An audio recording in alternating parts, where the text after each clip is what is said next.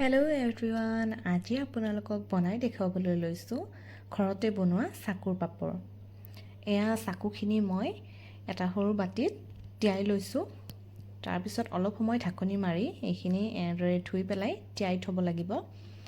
তাৰপিছত ইয়াৰ পানীটো এনেদৰে মই পেলাই লৈছোঁ। পেলাই লৈ এইখিনি অলপ সময়ৰ বাবে ফ্ৰিজত থৈ দিব লাগিব। তাৰপিছত কেইখনমান এনেকুৱা সৰু সৰু মই ঢাকনি লৈছোঁ, তাত অকণমান তেল দি এনেদৰে আঙুলিৰে সকলোফালে বিয়পাই দিছোঁ আৰু যিখিনি চাকু মই ধুই লৈছিলোঁ পানীটো অলপমান সৰাৰ পিছত এনেদৰে এইখিনি স্প্ৰেড কৰি দিছোঁ আৰু গৰম পানীৰ ভাপত এনেদৰে দি দিছোঁ। অলপ সময় দিয়াৰ পিছত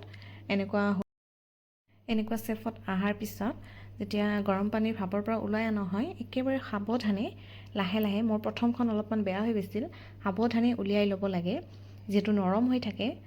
গতিকে ভাপৰ পৰা ওলাই অনাৰ পিছত লাহে লাহে উলিয়াই মই এটুকুৰা কলপাতত ওলাই লৈছোঁ আৰু 2 দিন এনেকুৱাকৈ ৰাতি থৈ দিছোঁ আৰু নেক্সট ডে 3 নম্বৰ দিন এয়া গৰম তেলত এনেদৰে ভাজি খাইছোঁ। আপোনালোকেও ট্ৰাই কৰি চাব পাৰে, খুবেই টেষ্টি লাগে, ঘৰত বনোৱা যিহেতু খুবেই ভাল হয়। আজিলৈ ইমানেই।